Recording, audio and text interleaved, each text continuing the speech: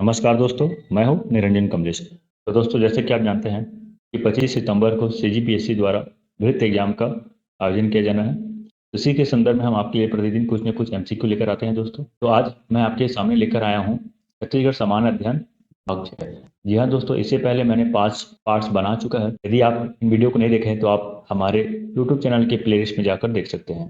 तो दोस्तों, यदि आप हमारे चैनल पर नए हैं तो प्लीज़ हमारे चैनल को सब्सक्राइब कर लीजिए, क्योंकि इसी तरह की वीडियो हम आपके लिए लेकर आते रहते हैं। और यह वीडियो आपकी आगामी परीक्षा के लिए बहुत ही इंपॉर्टेंट है। इसमें उन प्रश्नों को रखा गया है जो आपकी परीक्षा की दृष्टि से बहुत ही महत्वपूर्ण है और आपकी तैयारी को और आगे बढ़ाएगा। तो दोस्तों, चलिए आगे बढ़ते हैं। देखिए, राजा चक्रधर सिंह का संबंध किस रियासत से था? तो दोस्तों, आपको मैं बता दूं कि राजा चक्रधर सिंह जो है रियासत से संबंधित है। राजा चक्रधर सिंह जो है रायगढ़ रियासत के राजा थे। और यदि मैं इसके बारे से और बता दूं दोस्तों, जो कि बहुत इंपॉर्टेंट है और एग्जाम में पूछा भी जाता है, प्रति वर्ष, इसको याद रखेंगे, प्रति वर्ष राजा चक्रधर सिंह के सम्मान में चक्रधर समारोह रायगढ़ में आयोजित किया जाता है। तो इस बात को ध्यान रख लेंगे, प्रति वर्ष चक्रधर समारोह रायगढ़ में आयोजित किया जाता है। और यदि हम और चक्रधर सिंह के बारे से बात करें तो देखिए दोस्तों, राजा चक्रधर सिंह जो है नृत्य तथा, ध्यान रखेंगे, नृत्य तथा संगीत के ज्ञानी थे। इस पॉइंट को ध्यान रख लेंगे।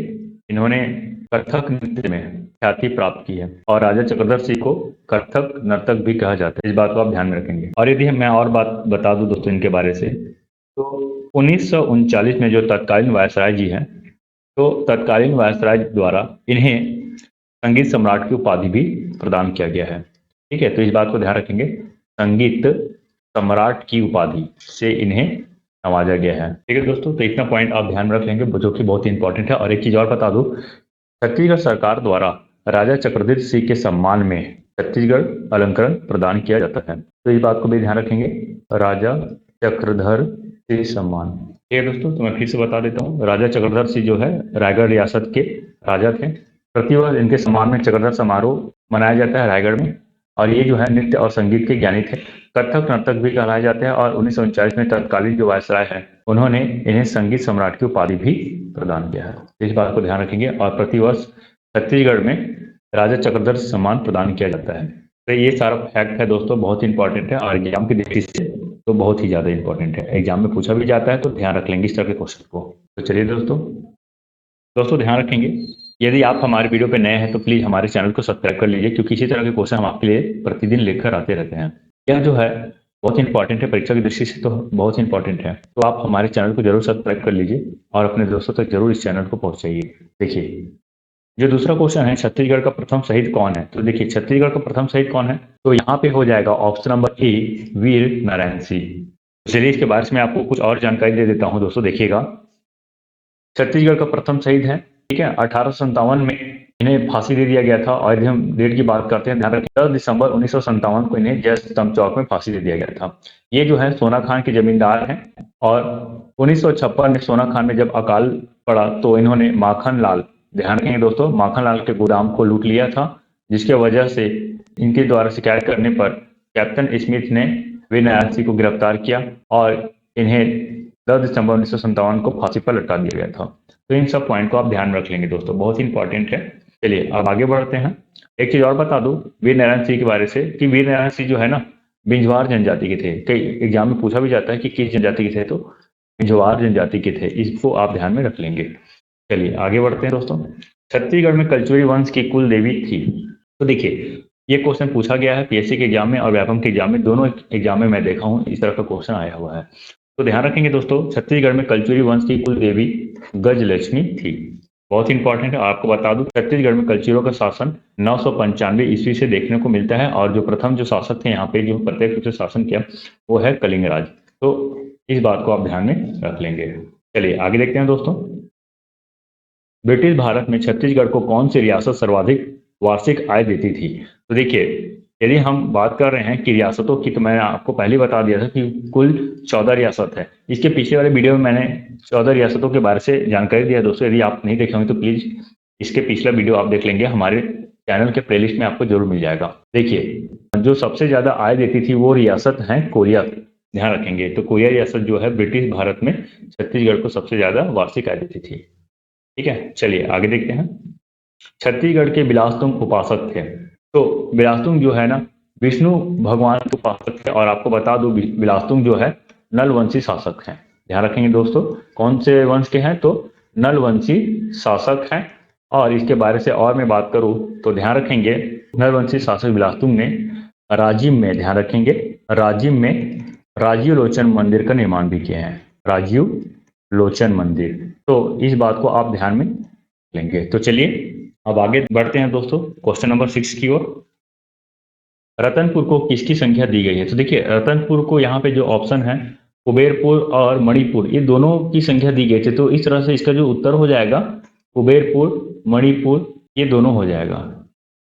चलिए आगे देखते हैं, छत्तीसगढ़ में राष्ट्रीय जागरण के प्रणेता कौन थे? तो देखिए छत्तीसगढ़ में राष्ट्रीय जागरण के प्रणेता जो हैं सुंदरलाल शर्मा जी हैं। और आपको बता दूं कि ये जो है छत्तीसगढ़ निर्माण के प्रथम स्वप्न दृष्टा थे। बहुत ही इंपॉर्टेंट दोस्तों, यदि मैं सुंदरलाल शर्मा जी की बात करूं तो ये साहित्यकार भी हैं और साथ ही साथ स्वतंत्रता सेनानी भी हैं। तो इस बात को आप ध्यान में रख लेंगे। चलिए आगे बढ़ते हैं दोस्तों, छत्तीसगढ़ में झंडा सत्याग्रह कब हुआ था? तो देखिएगा छत्तीसगढ़ में झंडा सत्याग्रह जो है सन 1923 में हुआ था। और आपको बता दूं कि इसके जो नेतृत्व करता है, तो नेतृत्वकर्ता की जब बात करते हैं तो नारायण राव मेघावले जी हैं। ठीक है, और देखिए क्या होता था झंडा सत्याग्रह में, जितने भी कार्यालय है, जितने भी सरकारी कार्यालय है, इन सभी सरकारी कार्यालयों में झंडा फहराया जाता था। ठीक है, अंग्रेजों की नीतियों के विरोध स्वरूप झंडा फहराया जाता था, यह झंडा सत्याग्रह का उद्देश्य था। इस बात को आप ध्यान रख लेंगे। तो इसका जो सही उत्तर हो जाएगा, कब सत्याग्रह हुआ था, तो 1923 में हुआ था। नेतृत्वकर्ता को ध्यान रख लेंगे, नारायण राव मेघावले। ये क्वेश्चन आता है दोस्तों, कई बार सन पूछता है तो कई बार इसके नेतृत्वकर्ता को पूछता है, तो ध्यान रखेंगे। चलिए आगे देखते हैं, छत्तीसगढ़ में भूमकाल विद्रोह कब हुआ था? तो देखिए जब हम छत्तीसगढ़ में भूमकाल विद्रोह की बात करते हैं तो दोस्तों भूमकाल विद्रोह जो है ना सन 1910 में हुआ था। यदि बात करो कि इसके पीछे कारण क्या था, तो अंग्रेजी नीतियों के, ठीक है, जो अंग्रेजों के नीतियों का विरोध करना। तो इस बात को आप ध्यान में रख लेंगे, अंग्रेजों की नीतियों के विरोध। और यदि हम इसके नेतृत्वकर्ता की बात करते हैं तो इसके नेतृत्वकर्ता हो जाएगा शहीद गुंडाधुर। ठीक है, तो शहीद गुंडाधुर जी हैं, वो इनके नेतृत्व करता है। और आपको बता दूं कि शहीद गुंडाधुर के सम्मान में प्रतिवर्ष छत्तीसगढ़ सरकार द्वारा गुंडाधुर पुरस्कार प्रदान किया जाता है। ठीक है, इस बात को भी आप ध्यान में रखेंगे, प्रतिवर्ष सरकार द्वारा गुंडाधुर पुरस्कार प्रदान किया जाता है। चलिए आगे बढ़ते हैं दोस्तों, छत्तीसगढ़ के कंडेल नहर सत्याग्रह में इनमें से कौन संबंधित नहीं है? तो देखिए कंडेल नहर सत्याग्रह की बात करूं दोस्तों, तो ये जो है 1920 में हुआ था। क्या हुआ था मैं आपको बता देता हूं कि अंग्रेजों ने जो रायपुर क्षेत्र है, जो कंडेल क्षेत्र है, इस क्षेत्र में क्या है नहर निर्माण किया था। और नहर निर्माण में कर वसूली के लिए अंग्रेजों ने ऐलान किया था। लेकिन क्या होता था, ग्रामीणों द्वारा कर नहीं दिया जा रहा था उस समय। तो उन्होंने क्या किया, वहां के नहर को खोल दिया और नहर के पानी को ग्रामीणों के खेतों तक पहुंचा दिया। और उन्होंने आरोप लगाया कि ग्रामीणों ने पानी चोरी किए हैं। ठीक है, ग्रामीणों द्वारा पानी चोरी किए जाने का इल्जाम लगाया गया और ग्रामीणों को जबरदस्ती कर पटाने को कहा गया। तो इसी को लेकर कंडेल नहर सत्याग्रह हुआ। और इस सत्याग्रह में जो नेतृत्व करता है वो पंडित सुंदरलाल शर्मा, छोटेलाल श्रीवास्तव, नारायण राव मेघावले, ये तीनों के तीनों जो है इसके नेतृत्व करता है। सुंदरलाल शर्मा जी जो है गांधी जी को सत्याग्रह में भाग लेने के लिए उन्हें लेने भी जाते हैं। और गांधी जी का यहीं पे छत्तीसगढ़ में प्रथम आगमन होता है। ध्यान रखेंगे, गांधी जी का छत्तीसगढ़ में प्रथम आगमन। तो इस बात को ध्यान रखेंगे। और जो आगमन होता है ये भी एग्जाम पूछा जाता है। मैं आपको बता दूं कि 20 दिसंबर, ठीक है, 20 दिसंबर 1920 को छत्तीसगढ़ में गांधी जी द्वारा प्रथम प्रवास किया गया। इस चीज को आप ध्यान रखेंगे। चलिए आगे बढ़ते हैं दोस्तों, छत्तीसगढ़ के प्रथम राज्यपाल कौन थे? तो देखिए छत्तीसगढ़ के प्रथम राज्यपाल की बात करें तो दिनेश नंदन सहाय जी हैं। और वर्तमान की यदि हम बात करते हैं तो वर्तमान में अनुसुईया उइके जी हैं, श्रीमती अनुसुईया उइके जी। ध्यान रखें दोस्तों, बहुत ही इंपॉर्टेंट है, ये सब चीज एग्जाम में पूछा जाता है। चलिए आगे देखते हैं, द्वितीय प्रशासकीय पुनर्गठन के अंतर्गत बने छत्तीसगढ़ संभाग में कौन सा जिला शामिल नहीं था? देखिए यदि हम बात करें तो छत्तीसगढ़ में 1905 में छत्तीसगढ़ क्षेत्र में पुनर्गठन हुआ, प्रशासकीय पुनर्गठन हुआ। और इसमें जो है संबलपुर जिला को छत्तीसगढ़ से अलग कर दिया गया था। एक संबलपुर जिला को छत्तीसगढ़ से अलग कर दिया गया और इसे कहाँ जोड़ दिया गया, तो ओडिशा के साथ जोड़ दिया गया। इससे पहले यानी कि 1905 से पहले संबलपुर जो है छत्तीसगढ़ का एक अंग था, लेकिन 1905 में पुनर्गठन के दौरान क्या हुआ, संबलपुर जिला को छत्तीसगढ़ से बाहर निकाल दिया गया। कारण ये था कि भाषा। और आपको बता दूं कि यहाँ जो है छोटा नागपुर क्षेत्र से कुल 5 रियासतों को छत्तीसगढ़ में शामिल किया गया। ठीक है दोस्तों, और वो जो 5 रियासतें हैं उनका मैं नाम बता देता हूँ। चांग बखार, कोरिया, जसपुर, उदयपुर और जो 5वां है वो सरगुजा है। तो ये जो 5 क्षेत्र है यानी कि 5 रियासत है, इन 5 रियासतों को छत्तीसगढ़ में शामिल किया गया और संबलपुर जिला को छत्तीसगढ़ से अलग कर दिया गया। और यहीं पे आपको बता दूं छत्तीसगढ़ का मानचित्र यहीं पे तैयार होता है दोस्तों, ध्यान रखेंगे। यदि छत्तीसगढ़ का मानचित्र कब तैयार हुआ तो आप बताएंगे 1905 ईस्वी में। ठीक है, 1905 ईस्वी में छत्तीसगढ़ का मानचित्र तैयार होता है और ये जो छत्तीसगढ़ जो है इस रूप में हमें दिखाई देता है। तो इस चीज को ध्यान रखेंगे, बहुत ही इंपॉर्टेंट है। तो दोस्तों इसी क्वेश्चन से देखो कई तरह से क्वेश्चन पूछा जाता है। ये कि कब पुनर्गठन हुआ, कौन से जिला को बाहर निकाल दिया गया, कौन कौन से 5 रियासतें हैं, छत्तीसगढ़ का मानचित्र कब तैयार हुआ यानी कि कब अस्तित्व में आया, ये सारा का सारा चीज जो है एग्जाम में पूछा जाता है। देखिए अब इसका उत्तर क्या हो जाएगा, संबलपुर जिला। ठीक है दोस्तों, चलिए आगे बढ़ते हैं। छत्तीसगढ़ के प्रथम पुलिस महानिदेशक कौन थे? तो प्रथम पुलिस महानिदेशक कई बार पूछा गया है एग्जाम में, ध्यान रखेंगे। तो ये है मोहन शुक्ल जी। और यदि हम वर्तमान की बात करते हैं तो देखिए वर्तमान में जो पुलिस निदेशक जी है यानी कि डीजीपी, ठीक है, तो वो है अशोक जुनेजा। तो इस बात को भी आप ध्यान में रख लेंगे। चलिए आगे बढ़ते हैं दोस्तों। छत्तीसगढ़ में एंग्लो इंडियन विधायक के लिए कितनी सीटें हैं? तो आपको बता दूं छत्तीसगढ़ में विधानसभा की कुल 90 सीटें हैं, इसे आप याद रख लेंगे। और एक सीट जो है एंग्लो इंडियन के लिए है। अगर ये सीट तभी अस्तित्व में आती है जब जब एंग्लो इंडियन द्वारा प्रतिनिधित्व नहीं किया जा रहा है इस 90 विधानसभा सीटों में, तब एक एंग्लो इंडियन का मनोनयन राज्यपाल द्वारा किया जाता है। ठीक है, इस चीज को आप ध्यान रखेंगे। चलिए दोस्तों, तो इसका उत्तर हो जाएगा ऑप्शन नंबर सी 1। देखिए अब अगला क्वेश्चन देखें, छत्तीसगढ़ में लोकसभा के लिए कितनी सीटें हैं? यदि हम लोकसभा की बात करते हैं तो लोकसभा में कुल 11 सीटें हैं। और यदि हम कुल 11 सीटों की बात करते हैं दोस्तों तो देखिए कौन कौन सी सीटें हैं, तो ध्यान रखेंगे सरगुजा, रायगढ़, बस्तर, कांकेर, जांजगीर, कोरबा, बिलासपुर, राजनांदगांव, दुर्ग, रायपुर और महासमुंद। ये कुल 11 लोकसभा सीट हैं। और देखिए जिसमें से 4 जो है एसटी के लिए आरक्षित है, एक जो है एससी के लिए आरक्षित है और 6 सीट जो है वो समान क्षेत्र के लिए है। इस चीज को ध्यान रखेंगे। एग्जाम में भी पूछा जाता है कि एससी सीट के लिए कितने आरक्षित हैं, एससी सीट के लिए कितना आरक्षित है। तो इस चीज को आप ध्यान रख लेंगे। यहाँ पे मैंने आपको कुल 11 लोकसभा क्षेत्र का नाम दिया और साथ ही साथ आरक्षण जो है कितने सीटों पर है उसको भी मैंने बताया। तो इस चीज को आप ध्यान रखेंगे। तो इसका जो उत्तर हो जाएगा दोस्तों ऑप्शन नंबर बी 11 हो जाएगा। चलिए आगे बढ़ते हैं दोस्तों। इसके बाद छत्तीसगढ़ का विद्यासागर किसे कहा जाता है? बहुत ही इंपॉर्टेंट क्वेश्चन है दोस्तों, याद रखेंगे। हाल ही में इनका जन्म तिथि भी मनाया गया है छत्तीसगढ़ सरकार द्वारा और प्रतिवर्ष मनाया भी जाता है। तो इसका जो उत्तर हो जाएगा छत्तीसगढ़ का विद्यासागर रामदयाल तिवारी जी को कहा जाता है।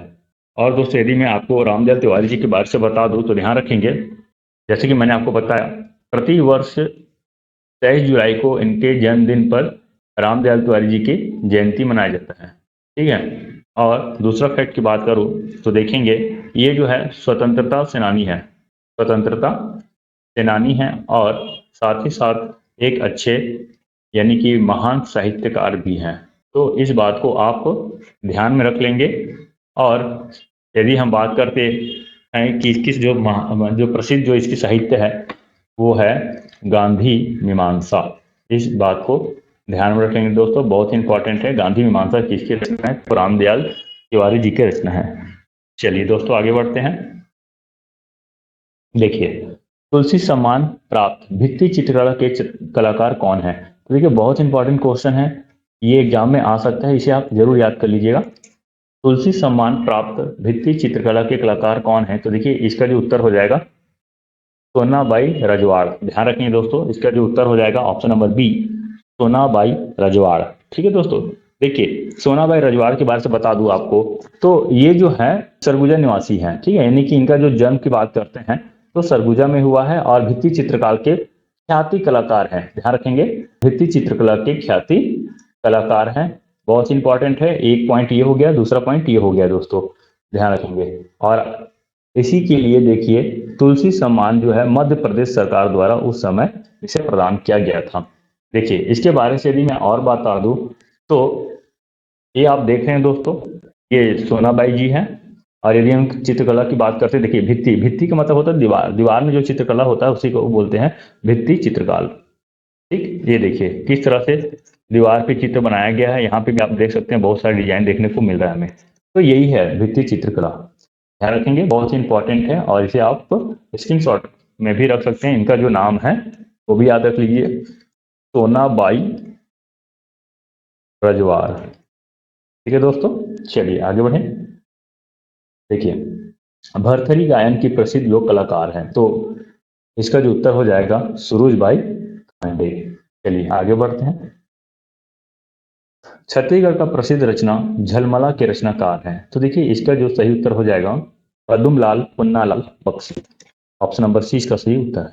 चलिए देखिए अगला प्रश्न है, छत्तीसगढ़ी व्याकरण के प्रथम रचनाकार हैं, तो देखिए छत्तीसगढ़ी व्याकरण के प्रथम रचनाकार की हम बात करते हैं तो इसका उत्तर हो जाएगा option number C Hiralal Kavyopadhyay. ध्यान रखेंगे दोस्तों, इसका जो उत्तर हो जाएगा हीरालाल काव्योपाध्याय जी हैं। ठीक है, और इनके बारे में आपको बता दूं कि सन 1885 इसमें, ठीक है, हीरालाल काव्योपाध्याय द्वारा लिखित जो छत्तीसगढ़ी बोली का व्याकरण, ध्यान रखेंगे इनके द्वारा लिखा बनाया गया एक पुस्तक है, उनका नाम है छत्तीसगढ़ी बोली का व्याकरण। ध्यान रखेंगे, बहुत ही इंपॉर्टेंट है, छत्तीसगढ़ी बोली का व्याकरण। इसको जो है 1890 में, ध्यान रखेंगे 1890 में जॉर्ज ग्रियर्सन ने, ठीक है, जॉर्ज ग्रियर्सन ने अंग्रेजी में अनुवाद किया था। ध्यान रखेंगे अंग्रेजी में अनुवाद किया गया था। मैं आपको फिर से बता देता हूँ, छत्तीसगढ़ी व्याकरण के प्रथम रचनाकार हीरालाल काव्योपाध्याय जी हैं। 1885 में इन्होंने सबसे पहले छत्तीसगढ़ी व्याकरण का रचना किया, और इनके पुस्तक का नाम था छत्तीसगढ़ी बोली का व्याकरण। और 1890 में जॉर्ज ग्रियर्सन ने अंग्रेजी में इसे अनुवाद किया था। तो ये बहुत इंपॉर्टेंट दोस्तों, ध्यान रखेंगे। तो दोस्तों यहीं तक हमारा वीडियो था, तो बताइएगा दोस्तों आपको हमारा वीडियो कैसा लगा, कमेंट करके जरूर बताइए दोस्तों, उससे हमें मोटिवेशन जरूर मिलेगा। और यदि आपको हमारा वीडियो पसंद आता है तो दोस्तों हमारे वीडियो को प्लीज़ लाइक कर दीजिए और अपने दोस्तों तक शेयर जरूर कीजिए, ताकि ज़्यादा से ज़्यादा लोगों तक हमारा वीडियो पहुंच सके। और यदि आप हमारे चैनल पर नए हैं दोस्तों तो प्लीज़ हमारे चैनल को सब्सक्राइब जरूर कीजिए, क्योंकि इसी तरह वीडियो हम आपके लिए प्रतिदिन लेकर आते रहते हैं। तो चलिए दोस्तों, मिलते हैं एक नई वीडियो के साथ, तब तक के लिए बाय बाय, धन्यवाद।